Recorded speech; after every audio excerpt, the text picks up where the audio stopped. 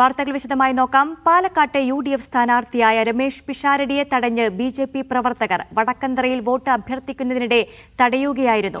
Vote ചോദിക്കാനുള്ള അവകാശമാണ് നിഷേധിച്ചത് എന്നും ഇത്തരം ഭീഷണികൾ ജനങ്ങൾ വിലയിരുത്തട്ടെ എന്നും പിഷാരടി പറഞ്ഞു. പിഷാരടി നടത്തിയ സ്ത്രീവിരുദ്ധ പരാമർശത്തിന്റെ പേരിലാണ് തടഞ്ഞത് എന്ന് ശോഭാ സുരേന്ദ്രൻ പ്രതികരിച്ചു.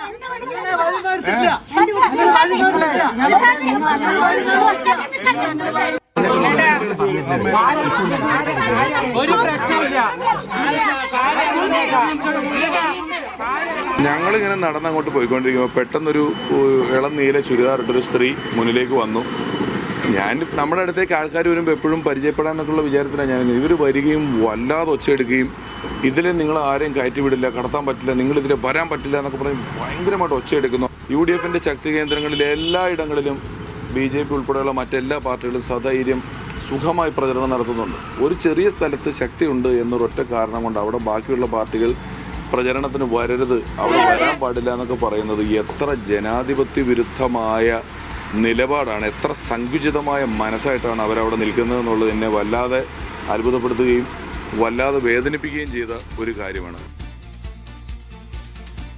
കേരളം ഞെട്ടലോടുകൂടി ചർച്ച ചെയ്ത ഒരു പീഡന കേസുമായി ബന്ധപ്പെട്ട് നടന്ന അറസ്റ്റിനെ തുടർന്ന് മാധ്യമപ്രവർത്തകർ ചോദിച്ച ഒരു ചോദ്യത്തിന് UDFന്റെ സ്ഥാനാർത്ഥി പറഞ്ഞ മറുപടി എന്തായിരുന്നു? UDFന്റെ സ്ഥാനാർത്ഥി പറഞ്ഞത് ഒരാളുടെ വ്യക്തിപരമായിട്ടുള്ള ഒരു കാര്യമാണ് ബലാത്സംഗമെന്നാണ്. ആ പ്രതികരണത്തെ തുടർന്ന് അമ്മമാരുടെ ഭാഗത്തു നിന്ന് പ്രതിഷേധമുണ്ടായിട്ടുണ്ടെങ്കിൽ പ്രതിഷേധമുണ്ടാകും.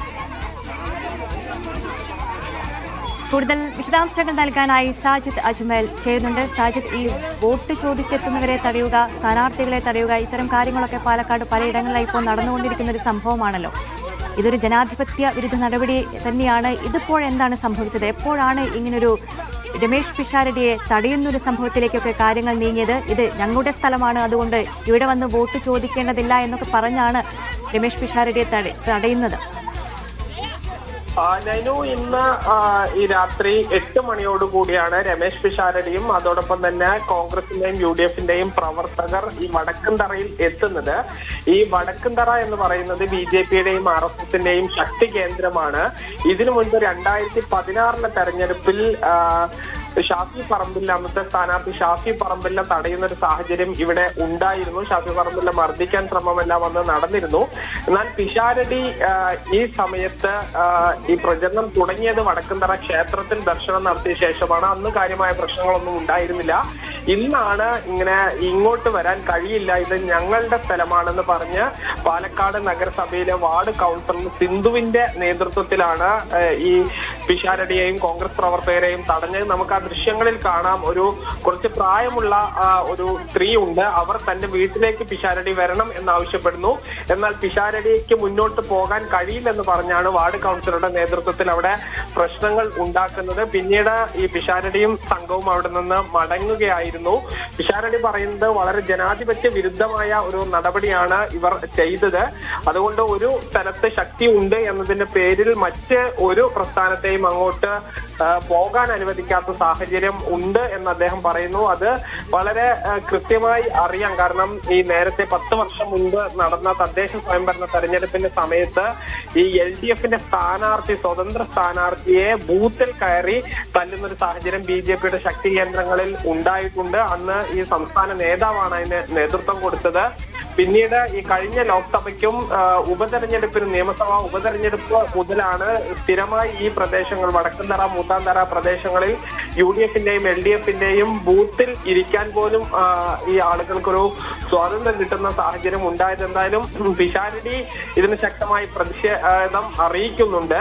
എന്നാൽ ശോഭാ സുരേന്ദ്രൻ പറയുന്നത് ഈ രഞ്ജിത്തുമായി ബന്ധപ്പെട്ട ഈ കേസിൽ പിഷാരടി സ്ത്രീവിരുദ്ധ പരാമർശം നടത്തി എന്നാണ് പറയുന്നത്. പിഷാരടി ചോദിക്കുന്നത് താൻ എന്ത് സ്ത്രീവിരുദ്ധ പരാമർശം നടത്തി എന്നുള്ളതാണ്. അങ്ങനെ ഓരോ ആളുകളുടെയും ഇത്തരം സംഭവങ്ങൾ ഓരോ ആളുകളുടെയും വ്യക്തിപരമായ വിഷയങ്ങളാണ് എന്നുള്ള ഒരു പരാമർശത്തെയാണ് അത് സ്ത്രീവിരുദ്ധമാണ് എന്ന് വ്യാഖ്യാനിക്കുന്നതിൽ പ്രതിഷേധം രേഖപ്പെടുത്താം. പക്ഷെ ഒരു സ്ഥാനാർത്ഥി എന്നുള്ള നിലയ്ക്ക് പിഷാരടിയെ വോട്ട് ചോദിക്കാനോ അങ്ങോട്ട് ഒരു കാര്യത്തിനും സമ്മതിക്കാത്തൊരു സാഹചര്യമാണ് ഉണ്ടായത്. പിഷാരടി പറയുന്നത് പ്രകാരം അവിടെ ഒരു അമ്മ വീട്ടിലേക്ക് ക്ഷണിക്കുന്നു. അവിടെ നിന്ന് വീട്ടിലേക്ക് വരുന്നില്ല, പിന്നീടാകാമെന്ന് പറഞ്ഞപ്പോൾ ക്ഷേത്രത്തിൽ ദർശനം നടത്തണമെന്ന് ആവശ്യപ്പെടുന്നു. അങ്ങനെ ക്ഷേത്രത്തിലേക്ക് പോകും വഴിയാണ് BJP കൗൺസിലറുടെ നേതൃത്വത്തിൽ ഇത്തരം പ്രശ്നങ്ങൾ ഉണ്ടായത്.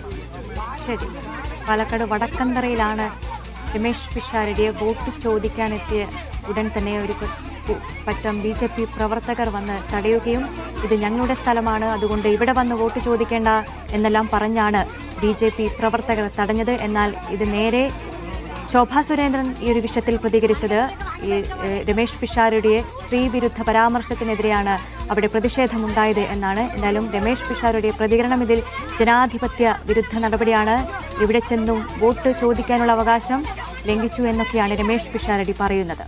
സാജിദ് അജ്മലാണ് വിശദാംശങ്ങൾ നൽകിയത്.